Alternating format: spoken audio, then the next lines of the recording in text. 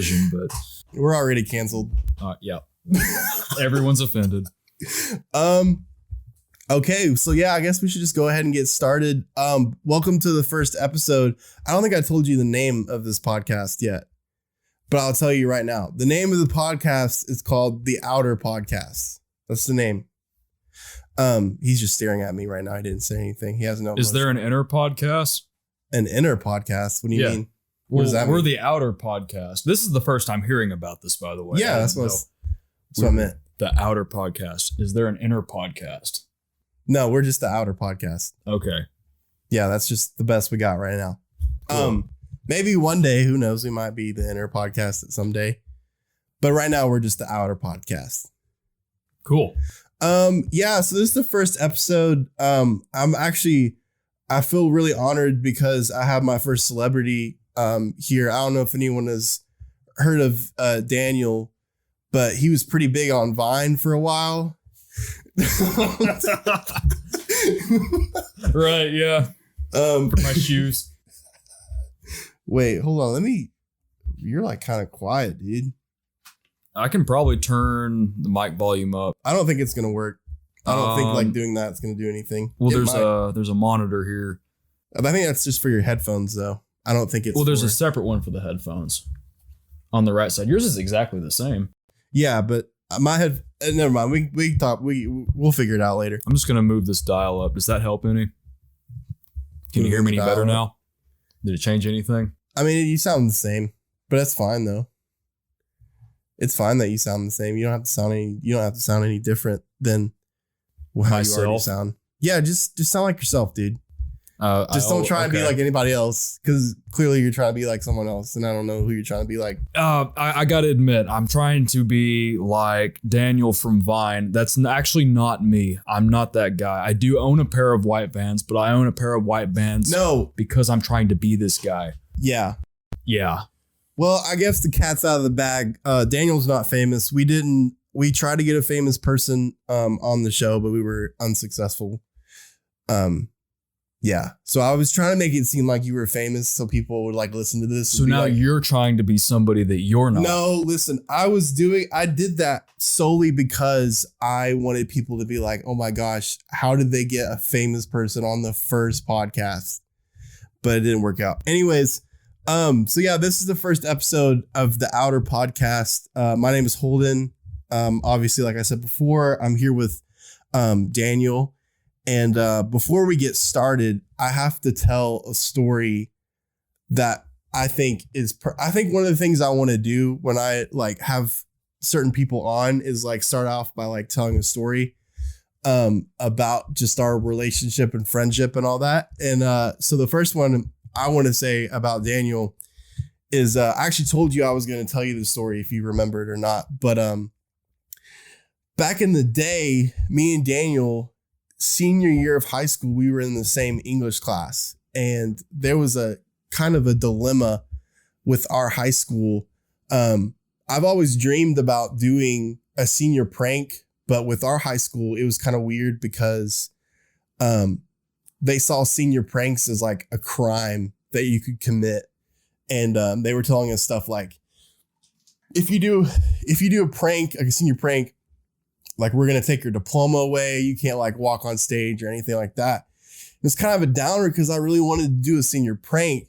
And I was trying to think of like the best way to do a senior prank and not get in trouble for it. So the reason why I talk about us being in a senior English class was because we both put in the same group for a project. We had just got done reading Beowulf, and the senior project, the part of the project was, no, it was the project itself, was we had to, I guess, like tell the story in our own way. Our teacher gave us like a bunch of options for how we were going to do it. And you could either do like a presentation, you could do a video. And one of the options was to do a puppet show. And I was like, oh, this is going to be it. So what I did was I printed off some pictures of characters from other TV shows or celebrities, and I taped some refrigerator magnets to them. And Holden here sat in front of my refrigerator and he played a little puppet show while laying on the ground in front of the fridge. It was the most ridiculous thing. I totally improv. This is a secret. I don't know if you really know this, but I like improv'd for like maybe an hour. I know you did. So that's part I know you know, but this next part is what you probably didn't know. I don't know if I told you because we were in a group. So there was other people involved in this as well. And so our whole idea was to like do this giant prank. Like it was so outrageously like ridiculous, like how we told the story of Beowulf. We did tell the story, but we told it like in our own way. We told it better. We did tell it better. Our characters were way better than the characters actually in Beowulf. There was everyone from Bob Marley to Miley Cyrus to 2 Chainz, Donald Trump. All of them were all in this like puppet show. And so we filmed this and I improv'd the whole thing for like an hour. And I would just like randomly be doing things throughout. There was one moment I started singing Can You Feel It in the Air Tonight? Just randomly, just because I felt like it. And we put that in the video. But part of the project was we had to write a script for this. And the thing is I improv the whole thing. So there was no script whatsoever. I just improv the whole thing. So the night before we had to turn in the project, I literally watched the video and every word I said, I wrote it down. And so like I spent like hours just watching the video and writing down every single word I said to make it look like we actually had wrote a script. All these things that I just randomly improv'd and came up with like on the spot. You wrote it afterwards. I wrote it afterwards and made it seem like it was the plan the whole time to do that. And so I was actually really nervous when we were presenting it because we had to show it in class. Like it wasn't something we just sent to the teacher because this was like part of like the senior prank. And we had to present this video to the class. And our teacher was laying on the ground at the end, crying. At the point laughing. where Miley Cyrus shows up, she falls to the ground, dying laughing. And for me, it was so traumatizing because my desk was right next to her desk when we were in this class. And so we were showing this video and I was so nervous to look at her for like the first half because this was totally like in my head. I was like, this is way off of what we were supposed to do. And I was so nervous that I was going to get in like all this trouble for doing this. We would all like, as a group, we like sat down and understood like, this is our senior prank. We're probably not going to get a really good grade on this project. Like if we get a grade at all. And so I was so nervous, but our teacher ended up loving the video. She was like in love with the video. I had never gotten that good of a grade in her class, probably in English, just period. I think I remember we got like a 97%. And the only reason why we didn't get she pulled me aside. She's the only reason why I didn't give you guys 100 was because you had some inaccuracies to the story. And I was like, inaccuracies to the story? She goes, yeah, I'm pretty sure Tally was not in the original story of Beowulf because we added Tally from South Park as a character in Beowulf. What did he do anyways? He was just there. He was just always there, like being like, do you need a towel? Like every time Beowulf would like kill a monster or something, he would just like appear and be like, do you need a towel? And it was the most ridiculous thing. I don't even remember why we put Tally in this video. I think we were just upset. We were obsessed with Tally at the time. And I was like, he has to be in the video, but we couldn't think of like what character he would play as. So we were just like, okay, well, I guess we're just going to just put him in. Like he's just going to be in. Yeah. Well, there was one part of the story where Beowulf had to swim like a really long way. Does that sound familiar? Yeah, he had one of the monsters was underwater. Oh, and so he needed a towel for that. Yeah, he had to swim underwater to get the towel. It's just the whole thing. Don't forget to bring a towel. Just made absolute zero sense. But we ended up getting a really good grade. She sent it to all of the English teachers in our school. Yep. And all of the English teachers in our school showed it to their classrooms, like just for fun, like just because. And it was it's like, to this day, it's probably one of the most like ridiculous things to have happened to me. And it was funny because later on that year, we read Frankenstein, and we had the same project for Frankenstein. And so I remember like, it was like, the bar was pretty high for our group because our group consisted of mostly the same. I think it was exactly the same people. Yeah. And so the bar was pretty high for Frankenstein. And we ended up making like a 30-minute long video of the exact same style that we did the first time. People were actually getting really bored about 20 minutes in. It was a 30-minute long video. And like halfway in, people were like, okay, because like, to be honest, and if you're a fan of the story of Frankenstein, I'm sorry for what I'm about to say, but it's a long story. It's very boring. And the way it's told is super confusing because it like goes back and forth in time so many times. And it's just so long. And that like, we had no other option but to make like this 30-minute long video. And there was like points in the video. I remember like showing it to the class and I was like cringing out because there was this moment. I improv'd that whole video as well. Yeah, that one also. They both were improv the whole time. It was basically done the exact same way. Yes, but it was just way longer than the first one. And I remember there was just points in the video where I had no other option but to just like actually just tell the story of Frankenstein. So like most of the video was just me. But I think I remember Michael Jackson was Frankenstein. Yeah, he was. Oh, but yes, that was the story of how I wanted to introduce Daniel to the world, to this podcast. It's one of my top favorite. The thing was, after all that, I felt like our senior prank was unsuccessful because it was supposed to be a prank, but it ended up like we got a really good grade out of it. And we actually like did the project. So it was never really like a prank, but it's like the closest thing I have to saying like, this is what I did as a senior prank. So I don't know, but that's the story. Yeah. Do you have any stories you want to tell of times past? Well, senior pranks. Did you ever get pranked junior year by the senior class ahead of us? I remember they did some pretty crazy stuff. They really did. They like put baby powder on the staircases. And I think they like unleashed crickets in the bathroom. Yep.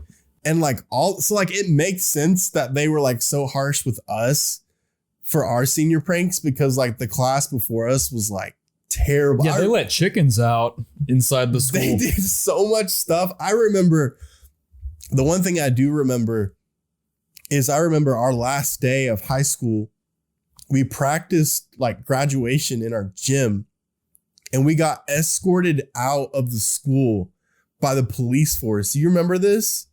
They walked, once we were done, I think what happened was I just remember we walked either to the gym or from the gym to go somewhere. And they had like 3 or 4 police officers and we had to like walk in a line. And they were like on the sides of the line, just like walking with us as we like walked through the school to get to the gym or whatever. I can't remember why they did that. I just had like that memory. I remember that's all I really remember is like they were so strict about us not doing any senior pranks whatsoever. And I can't really think of any person in our class that did a senior prank. I had some ideas, but I never ended up doing it because the threat of it was so high. Nobody in our class really did any pranks. It was the 2 classes before us, before we got there. Yeah. It was a crazy time. Yeah, junior year. Do you remember that one person, don't know who it was, threw a diaper on the back of my car and it looked like, crap. It was just like filled with like chocolate and peanut butter, but it looked pretty legit. I like vaguely remember. Yeah. That. I remember we were taking like state testing and someone pulled the fire alarm. He was doing his senior speech. I remember he wasn't that. in our class, but he was doing it. I think this was my sophomore year, actually. He was doing his senior speech and part of his senior speech was him stopping mid-sentence and running out of the classroom and pulling the fire alarm. Mm-hmm. And it was like during state testing, like the rest of the school was doing state testing and he was doing like his senior speech and that was it. So, do you remember who that was? No, I don't think I ever knew who that was. I don't think I did either. I don't know if he graduated. He's probably in jail now. Maybe. He's probably still in jail because of that. They probably like threw him in jail, and he's probably still in jail. Like, you think pulling fire alarms is funny? How's 25 years in jail sound? Yeah, dude. That's a great way to start adulthood. Yeah, dude. It's crazy. It worked for me. Anyways, so this podcast, I wanted to focus it around you and what you have done this past year, because you've actually done something pretty amazing this past year, would you say? Oh, you think? I think it's pretty cool. I was pretty happy. You don't have to be like that. You could just be like, yeah, it was cool. It was all right. No. Why don't you tell the people what you did? What I did was I hiked the Appalachian Trail from Georgia to Maine, and I started at a time of year that nobody ever does. I started my through hike in Georgia on October 16th, going north into the winter. And I stopped for 3.5 months once I got to Daleville, Virginia, because the weather started to get pretty sketchy and I was starting to get pretty far away from home at that point. I came back 3.5 months later, continued, and took another month off for an injury I had in Pennsylvania, or Roxylvania. Came back a month later. Is it Pennsylvania or Roxylvania? It's just made up of rocks, the entire state. But is it Pennsylvania? It is Pennsylvania, but it might as well be Roxylvania. Should I refer to it as Roxylvania? Yes, let's just refer to it as Roxylvania from here on out. If you're listening from Pennsylvania, you're actually in Roxylvania. And they would agree. Yeah. They all agree. I came back on May 22nd from where I left off after doing physical therapy. And from then on, I just hiked to Mount Katahdin and finished up. And I've been back for 3 weeks now. Nice. I believe. Actually came back to Knoxville when Holden moved back to Knoxville. Yeah. First time we lived in the same town. That's actually, you've given them a little teaser of our next episode we're going to do. Oh. Because our next episode, I was going to wait till the end, but you've already kind of touched on it. So I'll just go ahead and let the cat out of the bag. So the next episode, we both have moved back to our hometown after moving around and doing a bunch of stuff for a few years. And so our next podcast, we're just going to talk about, like, first of all, why we decided to move back into our hometown, like what it's been like and stuff like that. But yeah, okay. So that's a little teaser. That's a little like, hey, come listen to the next one whenever like that happens. Maybe next time we'll have the refrigerator noise out of the background. Yeah, or like I'm getting like a weird thing where like your microphone is picking up my voice too. I don't know. I'll probably figure it out in editing. But hey, this is our first podcast we've ever done. Yeah, cut us some slack, We guys. literally went to Guitar Center today and bought these microphones. Yeah. So just give us some time, guys, and it'll be great. So the first question I want to ask you about your time in the Appalachian Trail was it fun? Yes, it was very fun. All right, that's good. Some days better than others. So you've had some pretty interesting animal encounters, would you say? Dude, yeah. I really have, especially the farther north I got. The farther north I got, the more aggressive they got. Tell the story. You told me the story about the pigs, the wild hogs. That was the first encounter I had, and that was actually in the south, ironically. That was in the Nantahala National Forest. I was camping by myself. I woke up that morning, got out of my tent, stretched. It was a beautiful, sunny morning. Right. And I hear a stampede, and I look over at the trail, and it's coming down the trail southbound. I'm looking, and I see these three massive figures come running down, and I thought they were maybe bears at first, but they were that big. They were moving kind of fast to be bears. Okay. They got closer, and I realized, I'm like, oh, these are hogs. Yeah. These are hogs, and I didn't even know hogs ran freely. Existed. Oh. No, they're big in Florida, but I didn't know they existed in the Nantahala. They were probably put there by hunters originally. I don't know. Yeah. I don't think they spawned. Right. They might have just migrated there. In these mountains. They're big mountains, at least for the East Coast. But anyways, it was three of them, and they were in a row. The guy in the front, he looked at me and he skidded to a stop in his tracks, halting the other two behind him. And me and this one, we shared a moment. You shared a moment? We shared a moment. Wait, hold on. You shared a moment with a boar? We shared a moment. Me and this boar. I was staring at it. He was staring at me. Sexual tension in there? No. Okay, good. Because I was going to call the police if you told me yes. Well, you know, what happens in the woods stays in the woods. I don't think so. Right? No, you don't think so? No, I think it definitely comes out of the woods with you. Probably in one way or another. Yeah. We're looking at each other, I guess, trying to establish, I don't know if it would be necessarily dominance or who is more scared than the other. But me and this bear are looking at each other. Boar. Me and this boar were looking at each other, and I'm probably too tired at this point to show any kind of fear. It was more just like, oh man, these are hogs. Right. So I'm looking at it and I just slowly veer my eyes away from its eyes. So I'm no longer making eye contact with it. I slowly turn around back to my tent, open the zipper slowly, kind of crawl inside, just kind of like I'm not even really fazed by him. Just like I don't really care about his existence or that he's there. Is kind of what I was trying to show off to him. And I closed the tent, and oddly enough, I didn't hear them run away. Okay. Like I heard them come up. I mean, It was very loud when they were coming, but when they left, I didn't even hear them. So I sat in my tent for probably 10 minutes thinking they were still out there. Yeah. And I hear this couple come up northbound the trail. I hear them talking. And so I got in my tent when they come out. I'm like, did you see them?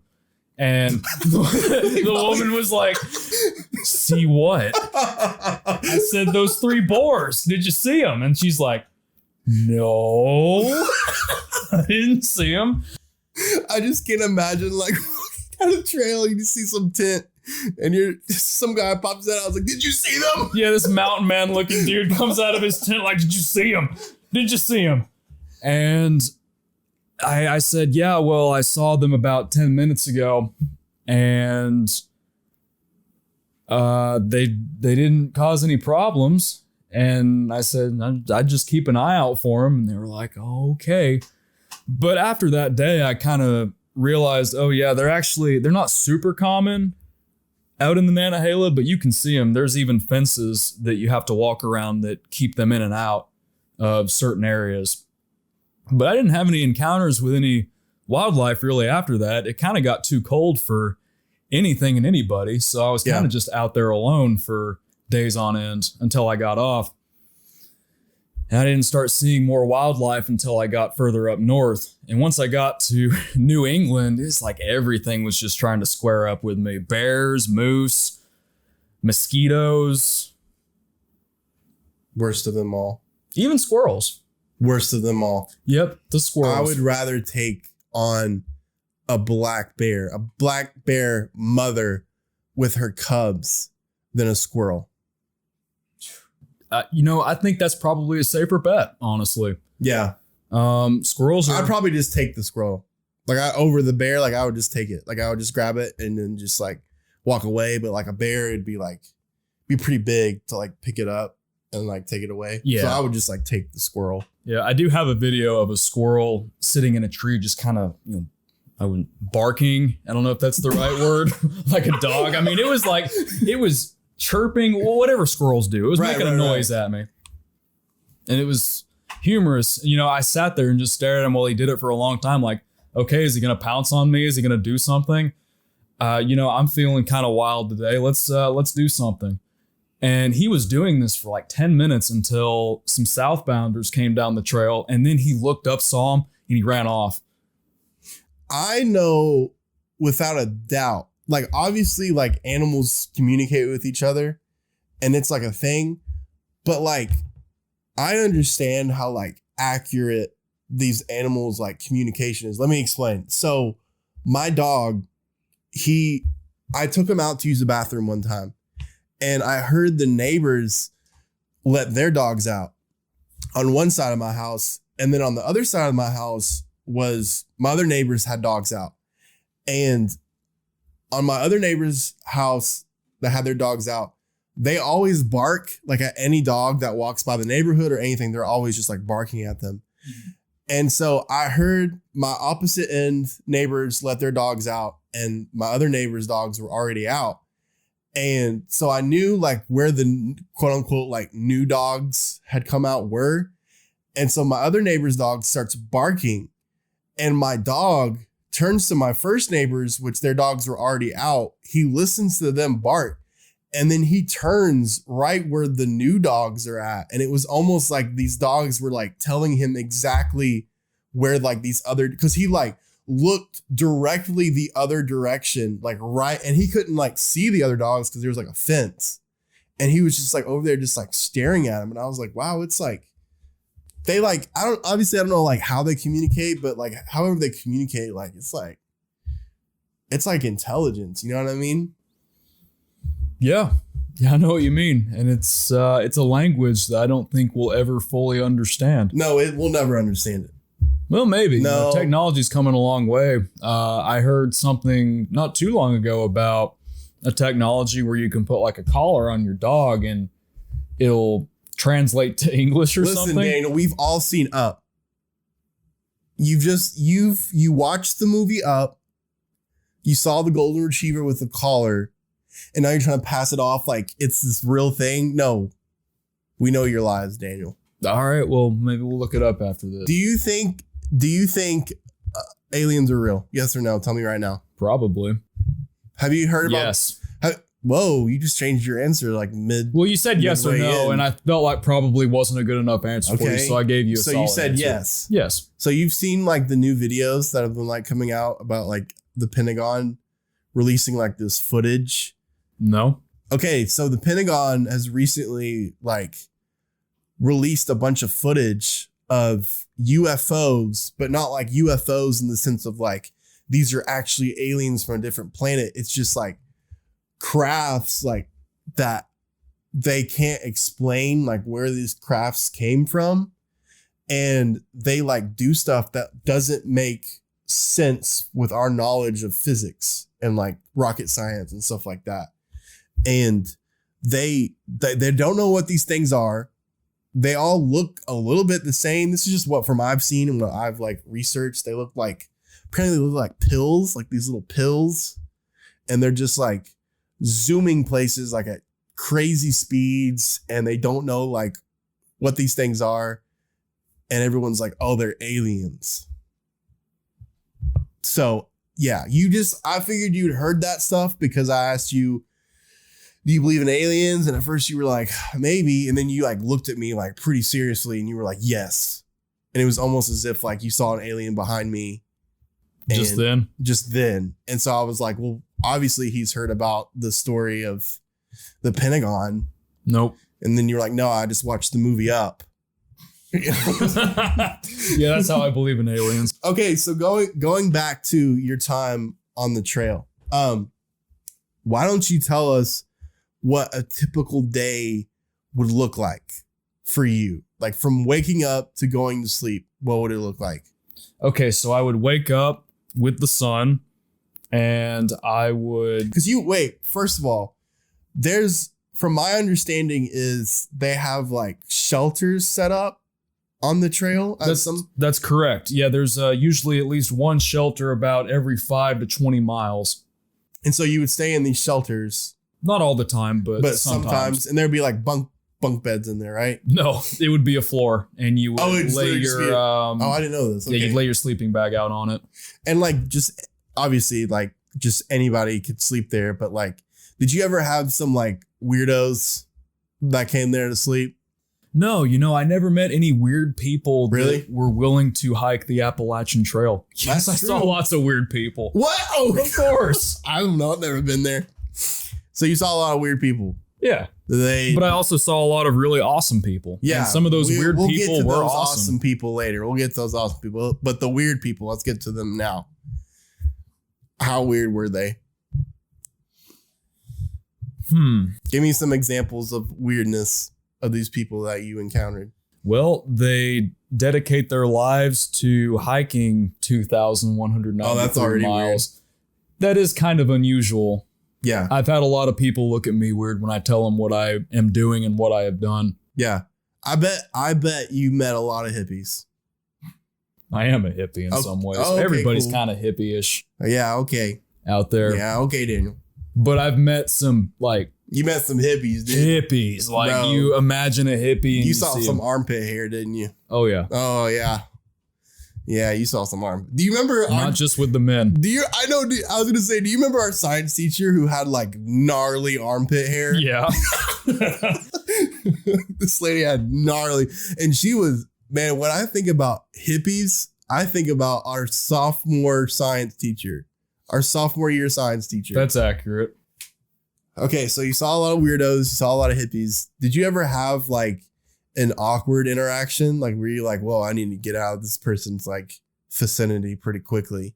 I mean, there were a lot of times where I was kind of in my head. I spent a lot of time by myself. And so whenever I would come across somebody, I might not be totally there, if that makes any sense. Like I'm kind of like stuck in my head, like stuck in my own thought. I might be thinking about something that I haven't thought about in years because the only person I have to talk to or think about or think to is myself. Right. So when I see somebody come across, I might not be totally engaged with them. And it might just be a very passive, just kind of like, hey, how you doing? Great. Nice weather we're having kind of thing. And then keep going. I never felt like I was in any danger with anybody. Like I never felt unsafe around anyone. There were people every once in a while that would kind of hike in my general vicinity, especially towards the end, because there were a lot more people out by that time. Yeah. But they were just people. It's like, okay, they're all right, but I don't really care to stick around.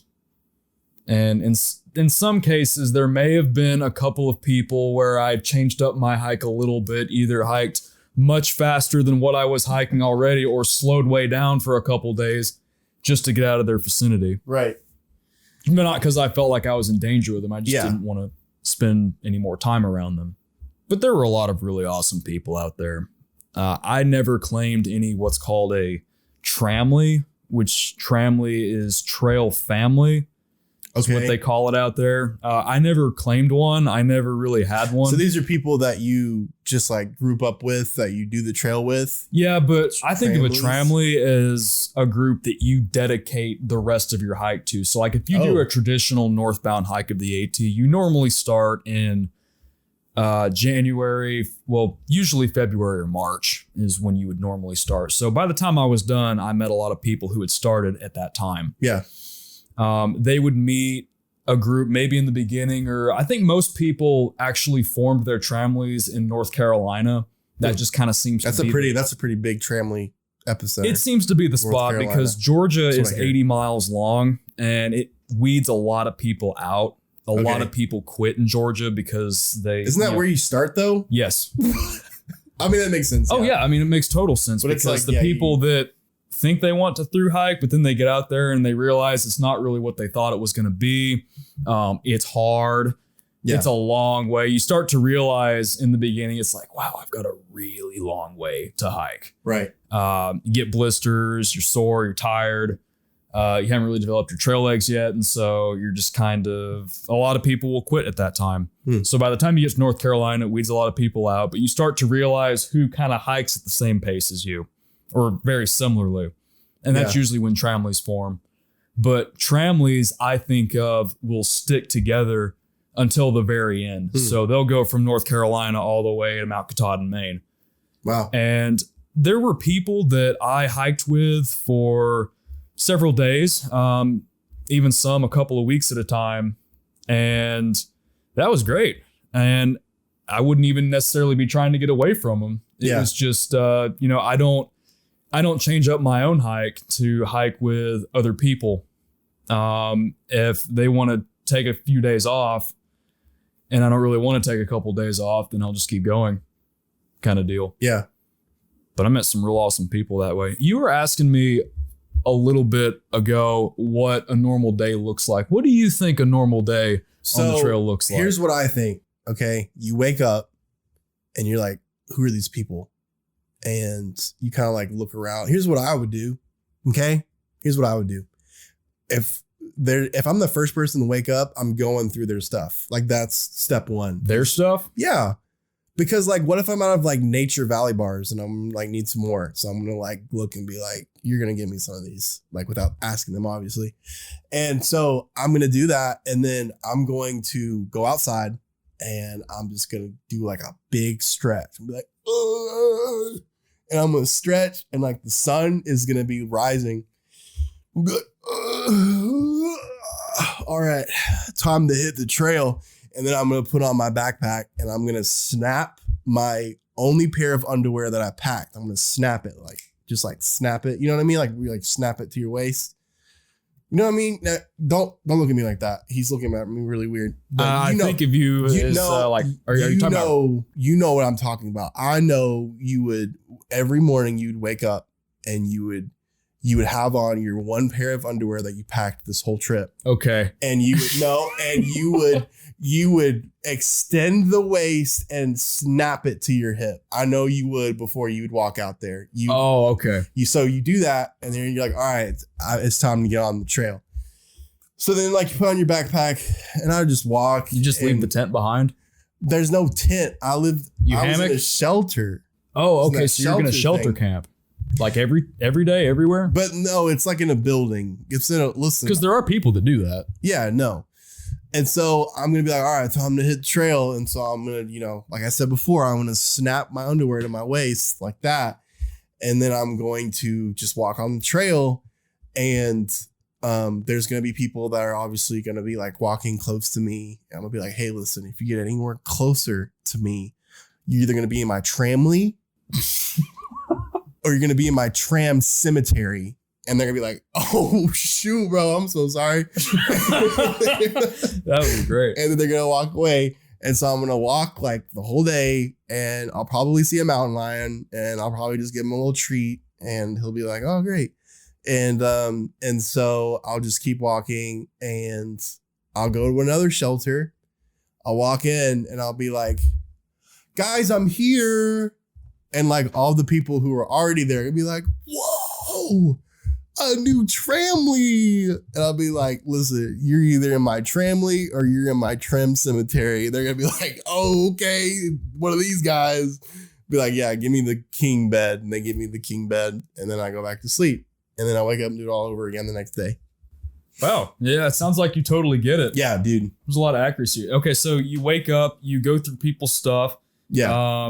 You start hiking, you threaten people. No, you've already missed the two most important steps I do each day. Oh, right. I the wake underwear up snapping. and I stretch and I'm like that. And then I grab my one pair of underwear that I packed that I know that you did. You only had one pair of underwear the whole time.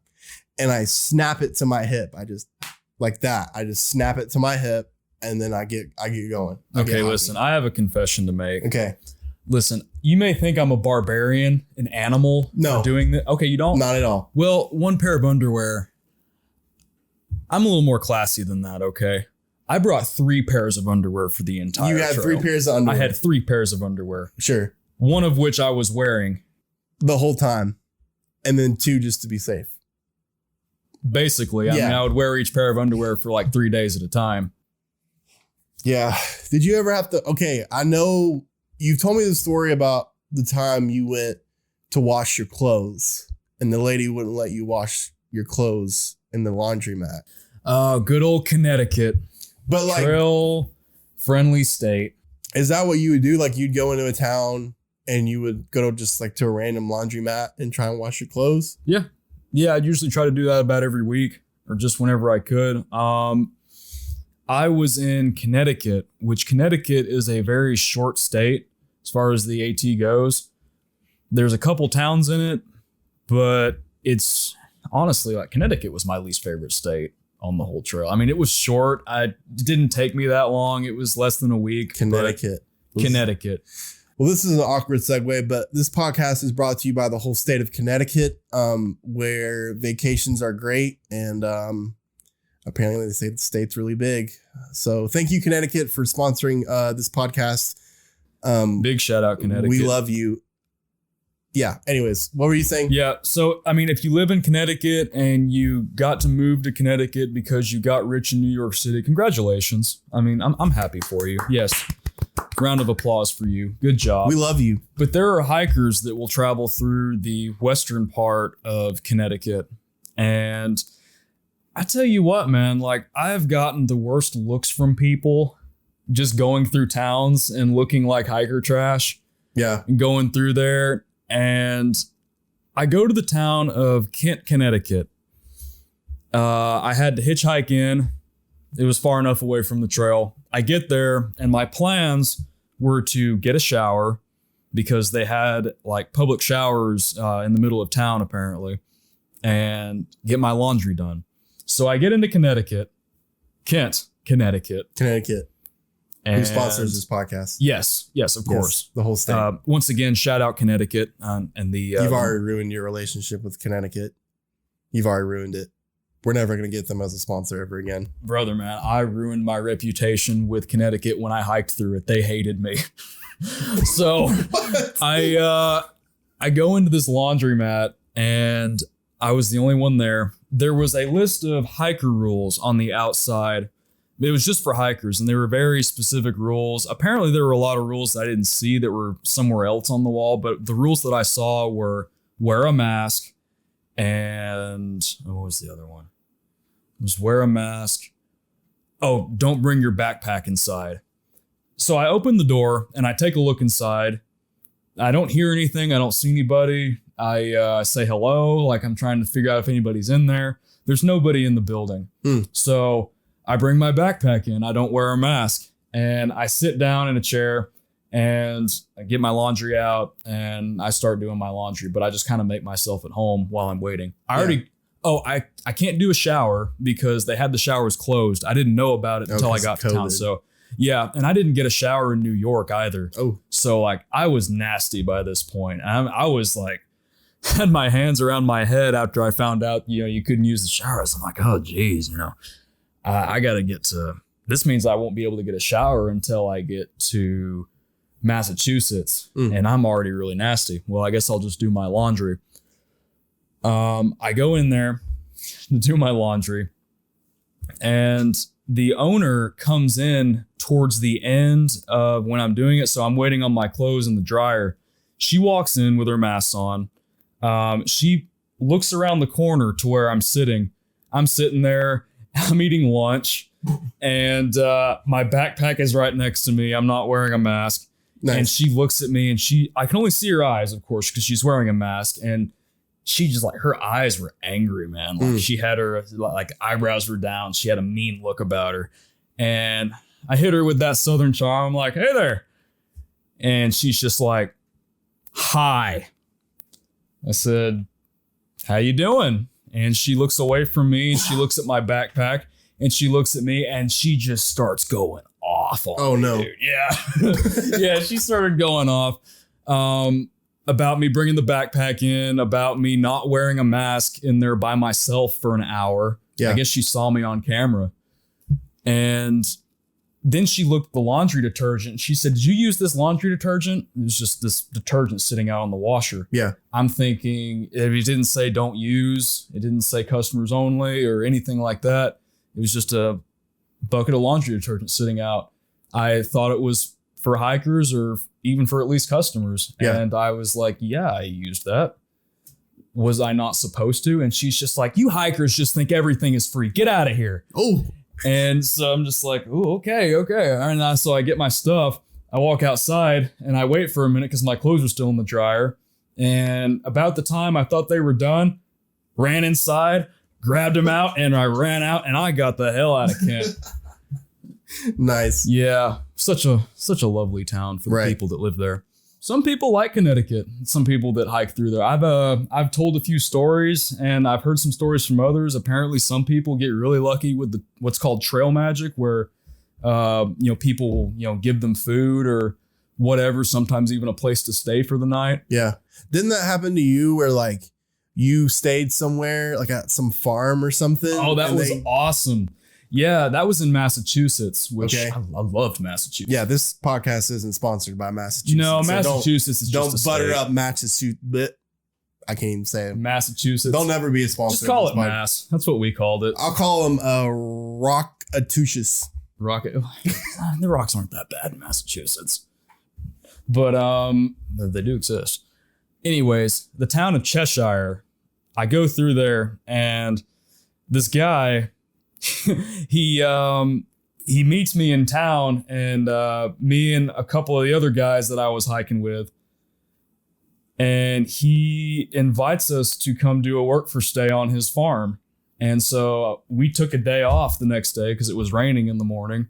And we just did work on his farm for him. I put up some security cameras for him.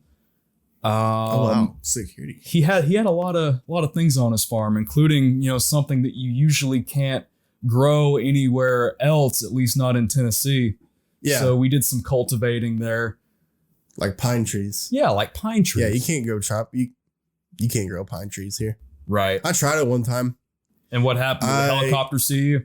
No, we don't have helicopters here. We just the state of Tennessee just has a deal with birds, and birds just like tell them anything. And so a bird went to a police officer one time and was like, tweet, tweet, tweet. Oh my God. And he was like, "You gotta be kidding me again." And the bird was like, tweet, tweet, tweet. And he was like,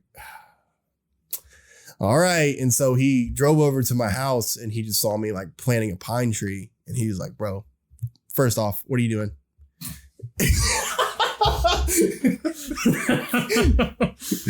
Yeah. So pine trees aren't really a big thing. Did you do any time for it?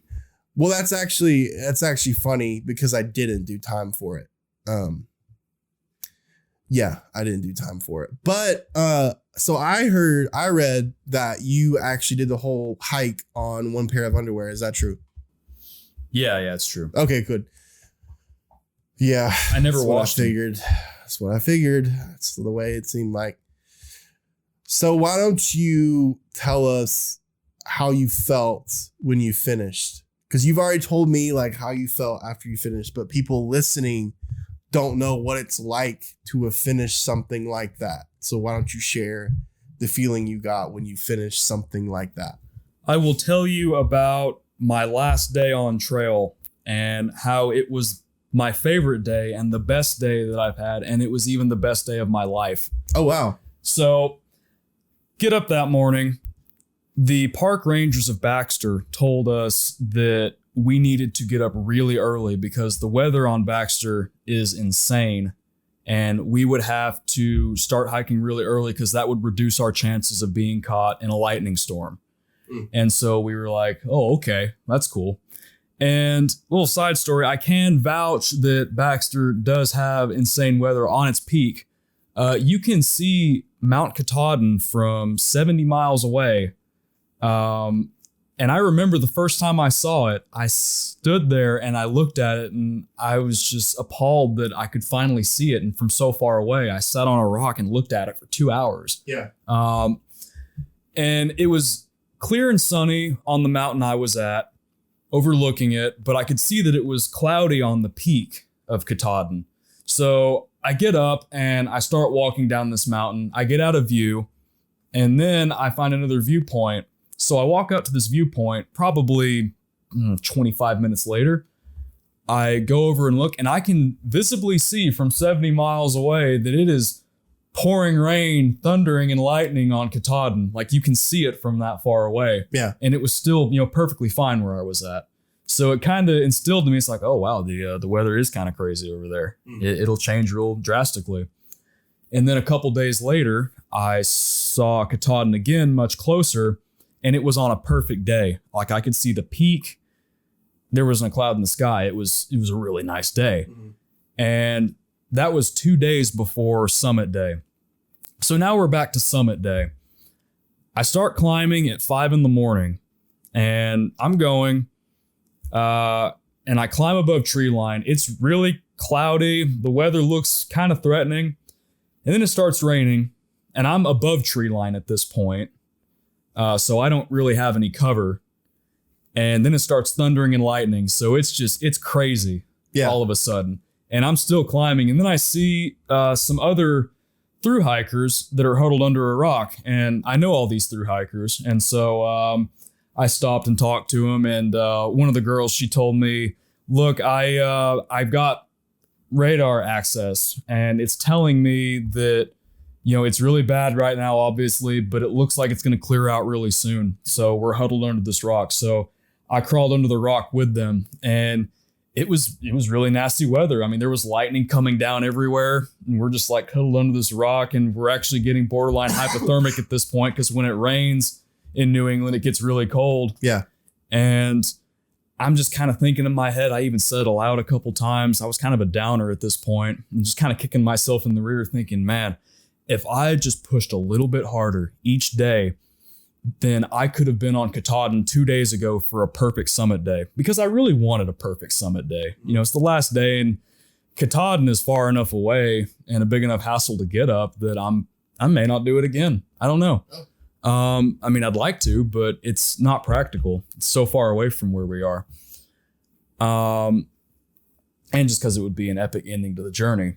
But I'm thinking, okay, well, we're not turning around at this point. And we all kind of like, I asked them like, are any of you guys thinking about turning around and trying again tomorrow? And everyone's like, no, of course not.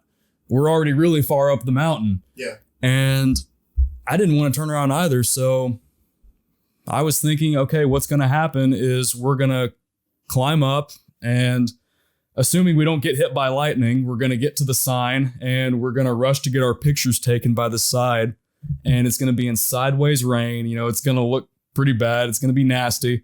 And then we're going to rush back down the mountain, and it's going to be done. Yeah. So the thunder and lightning kind of stops, but it's still raining pretty hard. So we get out from under the rock, and we keep climbing.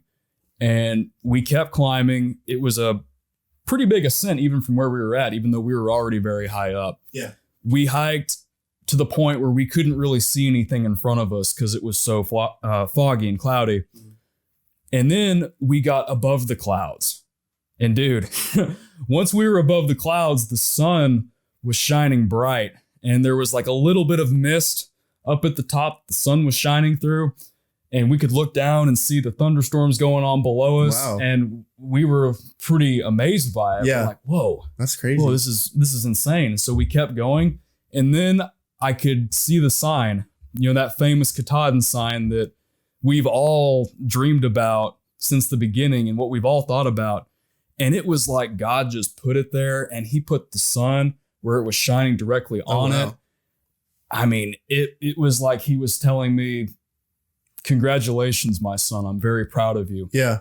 It was one of those things that I'll never forget. And then we came up on the sign, and it ended up being a perfect summit day. The clouds beneath us made for much better scenery. We hung out there for probably a couple hours, and then we made our way back down. And by the time we got back down, the storms had quit. Wow. But it was I was on a high. Right. I will say, like, I mean, you were literally high.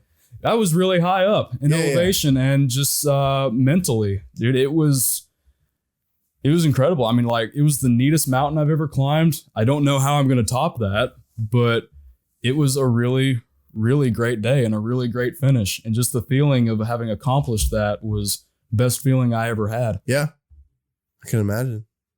It'd be really cool. You gonna do it? Well, I've done something similar. Oh yeah. Before I didn't know if I was gonna talk about it here because it's a little bit better than your stories. But a while ago, this old man showed up to my house, right? And I've known him for like a few years, so like, it wasn't like weird, like why is this old man here? And my uncle, for whatever reason, I was living with my uncle at the time, and he was leaving. And he just like left, didn't explain why. And so it was just like me and this old dude. And this old man gives me this ring. And he's basically like, hey, you got to like hike this crazy experience. And you got to dump this ring into like this mountain. And I was like, all right, bet. So like me and the homies, we start walking. All of this like really crazy stuff starts happening to us. There's like this really like preppy boy that like shows up out of nowhere. Was his name Frodo? No. Why would you say that? Why would you guess his name? I think I might know him. Yeah, I don't think you do. But yeah, I saw some like crazy people. I saw a lot of like people with like pointy ears and stuff. It got weird. When I was like really intrigued. Like I was hoping when you would talk about all the weird people you ran into, you'd probably at some point be like, yeah, there was like some people with pretty pointy ears, because that's what happened to me. And then and I reached the summit. It wasn't beautiful. It was kind of like gray and just black. And it was we were with a tour guide who was kind of weird. He was bald. He didn't like to wear a lot of clothes. He had a huge feet. This man had like size like 20 shoes, man. He was crazy. And I just tossed the ring in the mountain. I guess it was like a sentimental thing for like the old guy. And some giant birds picked us up and flew us back to where we started, and it was great. I don't want to, obviously, like, there's more to the story, but I don't want to like top your story in any way. So I won't get into too much I think my story is a little bit better because the weather did end up being really nice on Katahdin. Yeah, but here's the thing: you keep forgetting you wore one pair of underwear the whole time. Mm-hmm. Like, and it felt great. It felt very lived in. That's kind of gross. This is just nasty, dude. It's nasty. Well, I don't even know. I'm glad you did it. Well, thank you. As I'm sure you're glad that you did it. To people who are thinking about doing it, what would you tell them? Would you be like, you probably need to prepare? Because you didn't do any kind of preparation. Not really. No, I decided one day it's like, I'm just going to go do this. It's not the right time of year. I'm just going to do it. I gave myself like 2 weeks to prepare. So would you tell people who were like, I'm thinking about doing this, you would just be like, just go do it? No. Okay. I don't think a lot of people would actually make it if they did it like that. What would have benefited me a lot more is if I ordered better stuff online. Now, granted, this is, October 2020, so it's not really easy to get camping gear in quickly, and it's still not. Yeah. It takes a really long time to get things in, but you're going to get the best stuff that way. REI sells some really good stuff, but they don't have lightweight sleeping bags like what you could get online. And that's a must. Like, that's a must have. I had a sleeping bag that was from the 1980s from REI that was heavy and not as warm as it was supposed to be, that I took out with me the first time until I got to Daleville, Virginia. But I also did a lot of skimping because I'm cheap. So what's skimping? Skimping means you don't pay as much for something that's not as good, that's going to kind of hurt you later on. Oh, okay. You're not going to benefit from having something much nicer. Truth is about the AT, it's not super expensive, but it doesn't cost nothing. And to be comfortable for doing something like this, you should really put in the money. It's worth it. Yeah. It's worth being comfortable if you're going to be out for that long and going that far. Right. It's good to have the right stuff. And you're not really going to know the right stuff for you until you get out there for a while and do it yourself. So when I came home for the winter, I did some upgrading of my gear before going back out, and I had much nicer gear when I got back out there. Nice. So, I mean, it's going to take some trial and error. You're going to get out there and there's going to be things like my pack was 40 pounds when I started, and I just had a bunch of crap in it that I didn't need. So I shaved the weight as I went. By the time I was in Maine, my pack weighed probably half of what it did when I started. Very nice. And it was more efficient. Yeah. So, Daniel tip, prepare. Don't skimp. Don't skimp. Pack more underwear. Let me think of what else. Prepare for weird people. Oh yeah, not everybody's going to be great. Yeah. There's a lot of great people out there, but don't expect everybody to be great. Don't expect everybody to be your friend. It's just like real life. Well, this podcast was centered around your hike, but I'm sure as we do podcasts in the future, we'll probably bring it up some more. So if you were intrigued by Daniel's stories about being on the trail, we'll probably bring them up some more. I'm hoping that we can start getting some, I mean, this is our first episode, so I'm not like expecting a lot, but I'm hoping we can get a lot more feedback And so maybe people are like, oh my gosh, I want Daniel to tell more stories about when he was on the Appalachian Trail, or ew, gross. Why did Daniel only hike with one pair of underwear the whole time? And I'm gonna be like, I don't know, but he did it. So yeah, I mean, I think we've gone pretty long. I want these to be somewhat short, these podcasts. This one was not short. No, it was considered like people go for like 3 hours now on podcasts. Oh, wow. How long are we at right now? I don't know. It's giving me like this weird measurement of time. So I don't even really know, but I would say we're probably a little bit over an hour, maybe like close to an hour, but yeah, I'll figure it out later. One thing I'll clarify real quick, if you made it this long, I don't always sound like this. I'm getting over a cold right now. It's not COVID. It's not Delta. It's just a cold, guys. Those don't exist anymore. Colds? Yeah, it's only COVID. No, it's not COVID. If you have anything to say about our podcast, please do. Please like and share, and let people know that we're doing this. I feel like doing like this weird experiment. I may not do it. I may just. Do you hear that? I think that's the fridge again. No, I think that's the aliens. It's not the aliens. Anyways, yeah, it's his fridge. So, what was I saying? Oh yeah, if you want to say anything about the podcast, if you have any questions for us, like I said, we're going to be doing another podcast. We're going to be doing, well, I'm hoping this could be like a regular thing. I haven't talked to Daniel's agents yet, but they haven't told me like his schedule or anything. But I'll have to get back with you on that. Yeah, he'll have to get back to me on that. But hopefully this will be a very regular thing. So if you want to give any feedback or ask any questions or anything, you can DM me on Instagram. My name is Holden Baker. It's Holden _Baker_ again.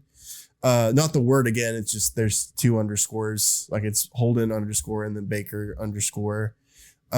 If you want to follow me, that's cool. I'm probably not going to follow you back. So if that's a thing you want to do, it's not going to happen. And it's only because you're famous, right? I'm not famous. But I just don't like, here's the thing. I wasn't going to get into this, but I thought about getting into this. People don't know how to post on their stories anymore. People think I really care what song they're listening to. Unfortunately, I don't care what song you're listening to and what song you think is cool. Even though I do that, like I'll like listen to the song and be like, yo, no one's heard this song before. I'm going to post it on my story. And then I'll post it on my story. But I don't care. Like, that's the thing. Like, so that's the whole reason why I'm probably not going to follow you back, because I don't want to go through your story and it just be pointless for me. But if you want to follow me, that'd be cool. That should be really rad. I'm not going to lie, because I need some help because I'm losing followers, dude. I don't know if I told you that. Oh, no. I guess it's just because like COVID, like I haven't been able to like post anything. That's probably like, it. Nothing's happening. So like people are like, yo, I'm going to jump off this loser boat before it drowns itself. So yeah. But yeah, if you want to follow me, send me some DMs, just keep it safe. I'm not looking for love on Instagram DMs. So don't DM me like, hey, I think you're cute. And I suppose you could send me a follow as well. No, don't even start.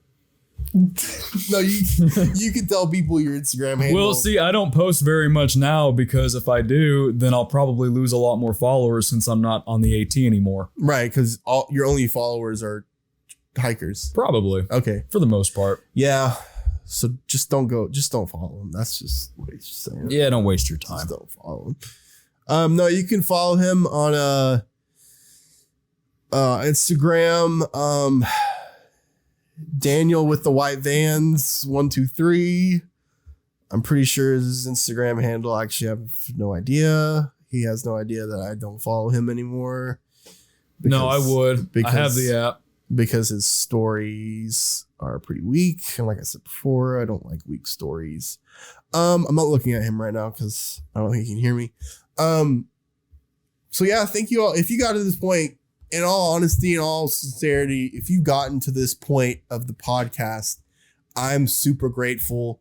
This is the first time we've done it. I don't know how it's going to turn out, this first one, because we've literally, like, when I say we went to Guitar Center this morning and bought these microphones. Bro, and, like, we went to Guitar Center. We went to Guitar Center and then we went to Cookout afterwards, which was actually pretty cool.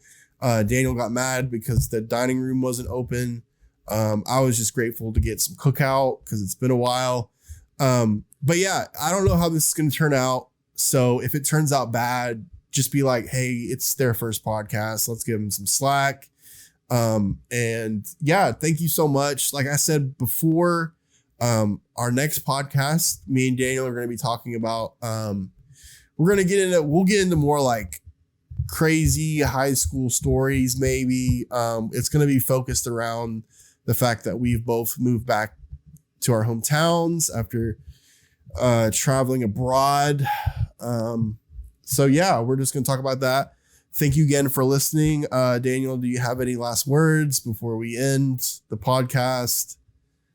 Instagram handles Daniel Medley 97. All right. I'm glad that was the last thing that was said, because no one's going to get to that point. Thank you again for listening. The next episode should be out soon. Yeah, it should be out soon. We haven't recorded it, so like I don't know when it'll come out, but hopefully it'll come out soon. So yeah, like I said, thanks for listening, and we'll see you next time.